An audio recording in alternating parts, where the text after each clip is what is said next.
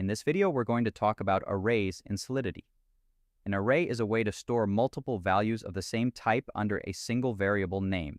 Instead of creating many separate variables, you can store everything in an ordered list and access each element by its index. In Solidity, arrays are zero-indexed, which means the first element is at index 0, the second at index 1, and so on. You can declare arrays as fixed size or dynamic. A fixed size array defines its length in advance. You can also initialize it immediately.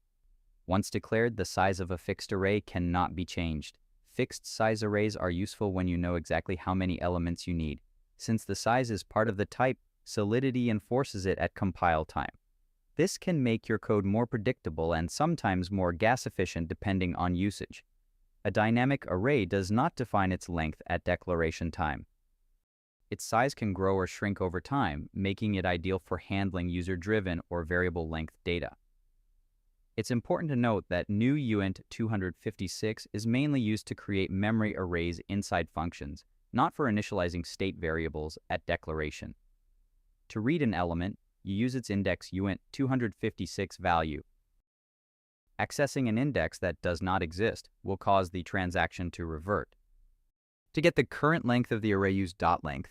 This is especially useful when iterating through arrays using loops. For dynamic storage arrays, push adds a new element at the end, and pop removes the last element and reduces the array length by 1. Push can also be called without arguments to add a default initialized element. Push and pop are not available for fixed-size arrays, and they are also not available for memory arrays. Storage arrays live on-chain and persist between transactions.